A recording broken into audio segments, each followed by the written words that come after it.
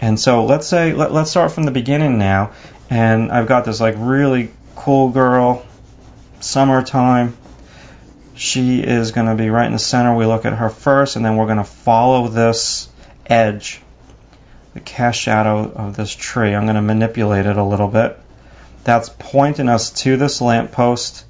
I punch this lamppost up a little bit, cheat. Now there's some light right around it if you look at the photo. So I'm going to cheat right over there.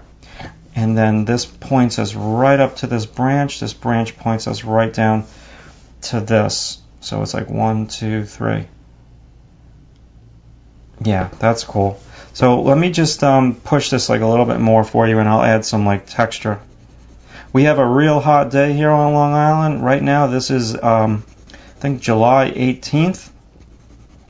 And it is 100 degrees outside. They say it's going to be like 95, but it feels like 100. So needless to say, I can feel it coming through, even though I'm inside and the AC's on. Okay, so just add in some darks, some like texture. I'm drawing like a painter right now. Different type of drawing, and you know, part of this is because I'm doing a demonstration, and part of this is because I'm working. The demonstration is on tone; it's not on like line. So again, I'm like such a big believer in combining line and tone. I do it on almost every drawing. This is like really a full-blown tonal drawing. I'll like separate some stones now. I could separate the stones with tone, because not each stone is going to be like the same value. Some are lighter, some are darker, some are stained. Especially in Central Park, you know, where they've got these like huge trees, and everything that's like in the shadow is like in the shade in the summertime gets so green and like damp. Everything kind of looks like it's stained with green stuff. So yeah, that has like a huge effect on it. So let me work with my eraser, since I've got a significant amount of tone down. Maybe I'm going to just pop some like shadows coming through, so it's not so perfectly solid a shape. And the shadows, to create the optical illusion, they would get smaller as we go into the background. Clean this up, kind of made a mess of it. Let me grab that brush. Okay, so now this is looking a little too plain to me over here, so I'm going to very lightly indicate, like, I'm going to pull from that tree.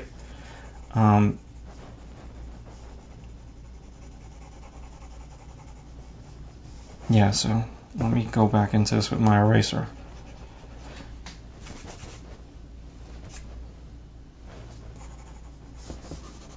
Now I'm going to indicate some stray like leaves. So these leaves that I've put up top here don't look like cotton. A couple stray branches. And you know, the branches, they get skinnier and skinnier and skinnier as they move away from the trunk of the tree.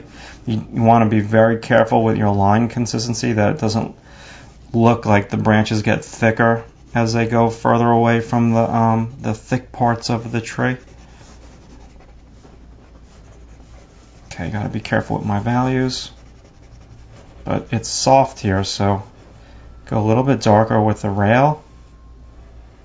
Oh boy, here comes the ice cream truck. We are in the heart of the summer. My head just got into the frame, sorry for that. I guess I was like leaning in towards the ice cream truck bell. Alright, so punch up the railing. I can do a nice little gradation.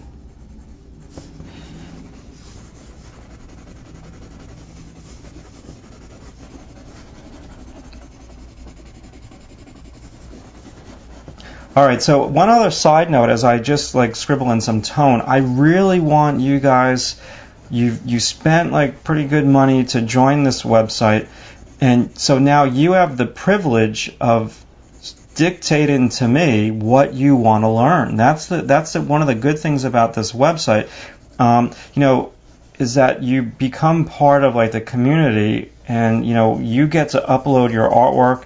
and I get the comment on your artwork, and we can talk in the forum. So don't be shy. You know, if there's something that I'm doing, or there's something that I'm doing on the tutorials that you don't necessarily like, you know, maybe I keep repeating like one thing, or maybe you want me to do a drawing that looks really polished and really finished.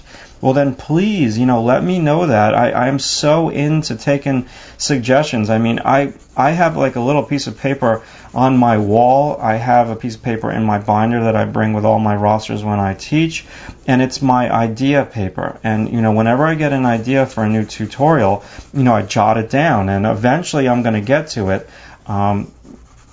But if you have an idea that you really want to learn, definitely let me know it, because I will so do it for you. You know, as long as it pertains to drawing, career stuff like with drawing, eventually, I don't know, like, I don't think I'm going to talk about like color and painting stuff on this particular website.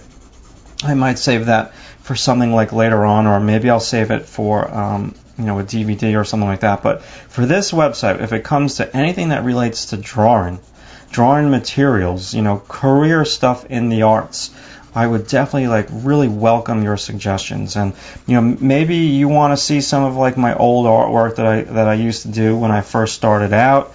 Maybe you want to see some of my paintings, and I would, you know, break down one of my paintings and show you how I got there. So there's like a million different things that I can talk about. You know, it's basically, I've been doing this stuff my whole life, and a professional career of almost like 18 years. So I've got like a lot of things to talk about. But, you know, sometimes, you know, that's why I really love teaching. Teaching is great because, you know, you get all these fresh minds that come into class, and they give you some really good inspiration, and they really give you some good ideas. All right, so I'm going to step away from this, and I'm going to sharpen my pencils, but I kind of like the way that it's coming out.